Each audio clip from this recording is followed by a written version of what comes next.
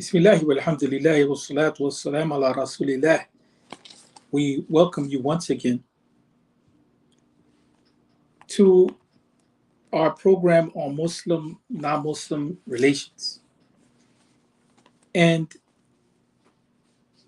what we're doing here is we're looking at the teachings of Islam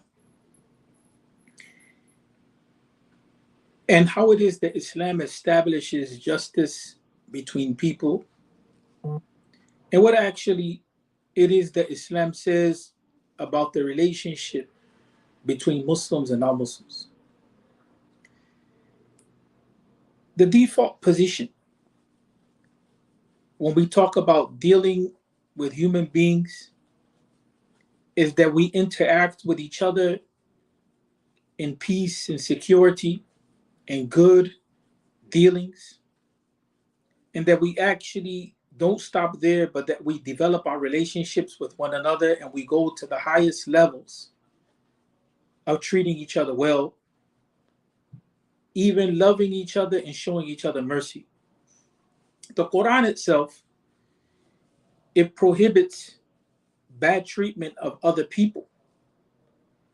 And here the Quran speaks in a manner so that we clarify for ourselves, so that we're clear that Allah Tabaraka wa Ta'ala does not prohibit us from living in peace, security, having good relations with people, treating people the best in the best manners that we can treat them with, and loving them and having mercy. In the ayah in which Allah Tabaraka wa Ta'ala says, لا ينهاكم الله عن الذين لم يقاتلوكم في الدين ولم يخرجوكم من دياركم أن تبروهم وتقسطوا إليه إن الله يحب المقسطين. Here Allah Tabaraka wa Ta'ala clarifies for the believer so that the believer doesn't have the thinking or the feeling that Allah prohibits us from dealing with people justly.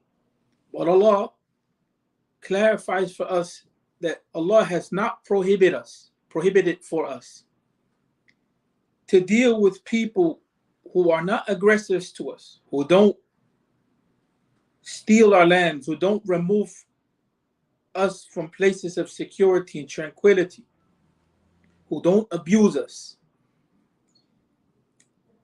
To be people with them that treat them in the highest levels of goodness, al-bir. Allah Tabaraka wa Ta'ala tells us, God does not forbid you from dealing honorably with those who have not fought you in matters of religion, nor have they expelled you from your lands or your dwellings. To deal with them in the best of manners, that you relate with them with kindness and equity, or we can say a form of justice. And indeed, Allah loves those who are equitable, those who deal with others fairly. The Quran doesn't generalize. It deals with the reality of people in different ways, because the Quran is not looking at individuals, but it's looking at behavior, and it's calling the individual to be the best human being that they could be. That's why, for instance, when we see the term Ahl al-Kitab, or when we see the term the people of the book,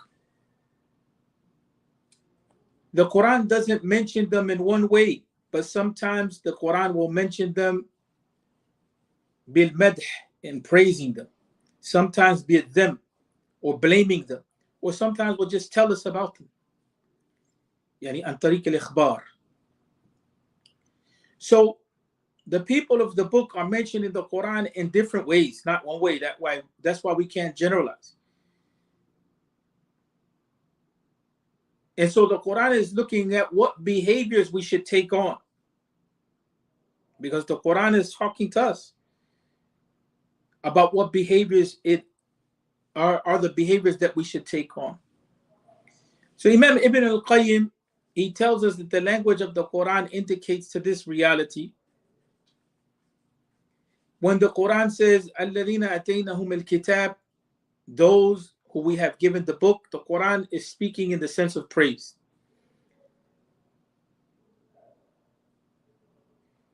When the Quran says, الَّذِينَ أُوتُوا نَصِيبًا مِنَ الْكِتَابِ, the Quran is talking about those who have been given part of revelation, and the Quran is speaking about them in a negative way, in a blameworthy way. When the Quran mentions Bani Israel, or the followers of Musa, in general, the Quran is informing us about that group of people. It's important that we have this understanding clearly, that the Quran is teaching us how to be just and equitable. كيف نتعامل مع الناس بالعدالة والقسط. That's important.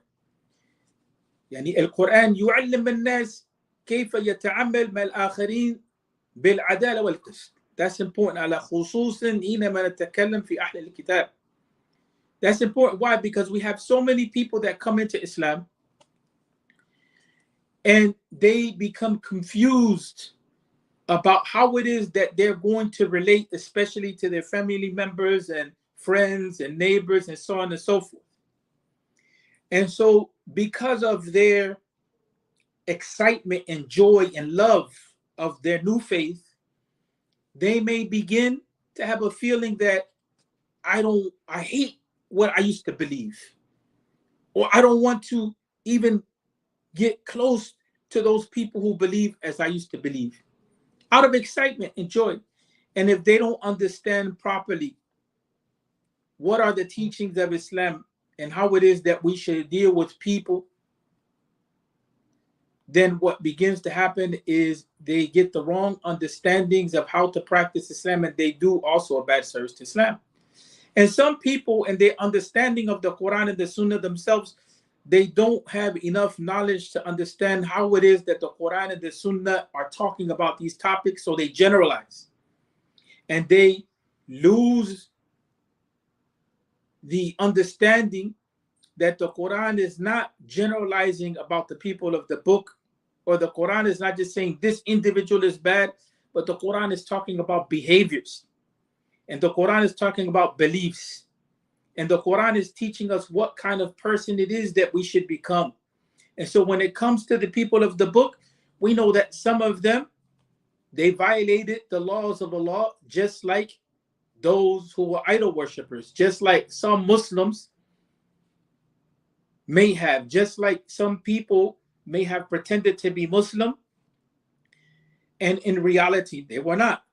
So the Quran speaks to all of humanity in various conditions that human beings find themselves in.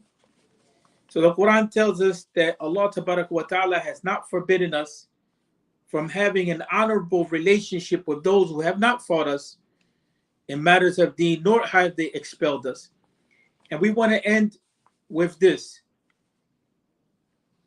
that Allah Ta'ala in Surah Al-Luqman, or the chapter of Luqman the Wise, says in brief translation that we have enjoined upon the human being to show kindness to his parents. For his mother bears him in hardship, deals with that hardship, and deals with the weaning of that child, meaning gives that child milk and so on and so forth, nourishes that child, develops that child.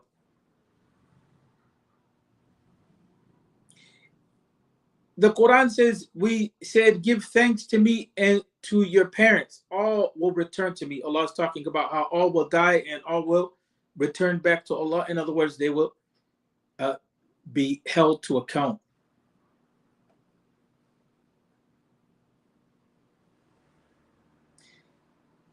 Then it says, but if they press you to commit shirk, or if they press you to disbelief,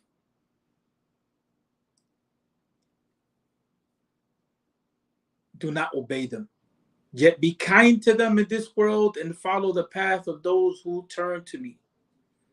Quran is saying even to those parents that are pressing the believer, the person that comes into Islam, to not believe in Allah. The Quran says, yet be kind to them in this world and follow the path of those who turn to me.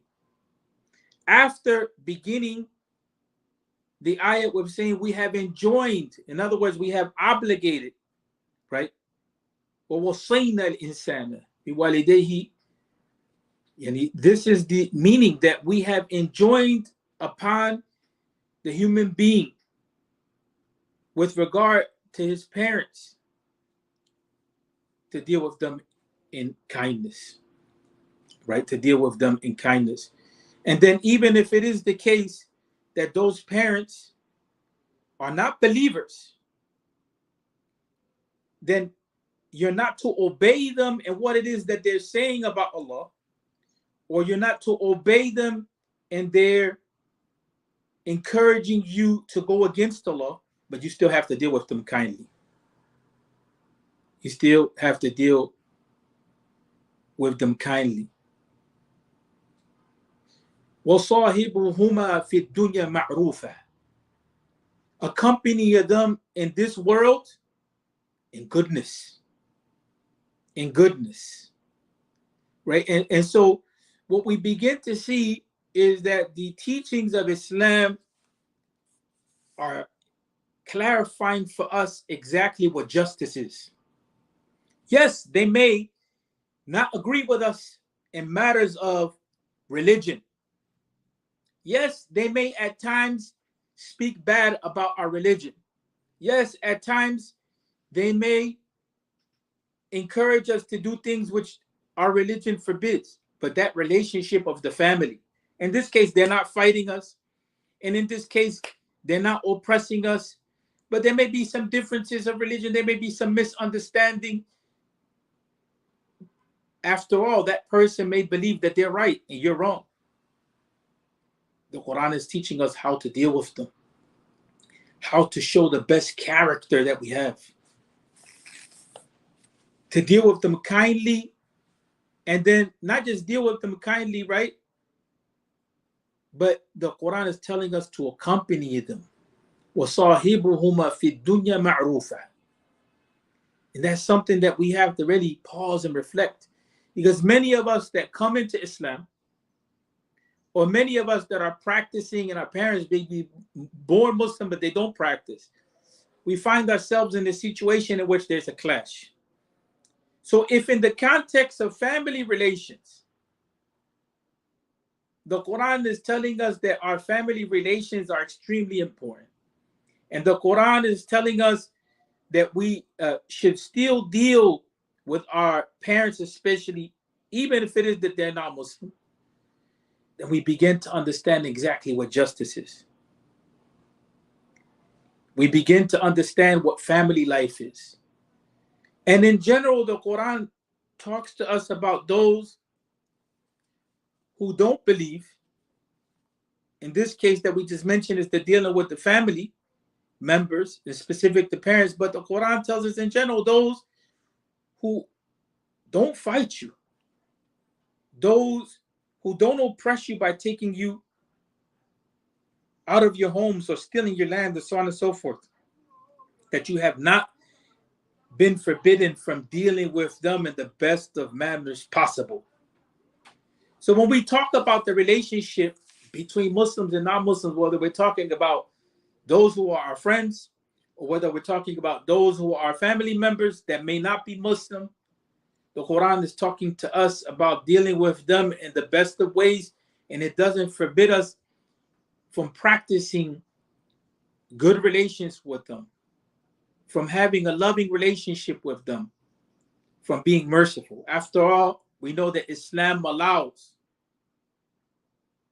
for the marriage with non-Muslims. And so how can a marriage exist between a man and a woman if there's no love, if there's no mercy, if there's no good dealings? It doesn't make sense that that marriage will survive. So the Quran teaches us to be the best human beings possible, even in dealing with those that don't agree with us in belief, as long as they don't oppress us. And with that we end. Assalamu alaikum wa rahmatullahi wa barakatuh.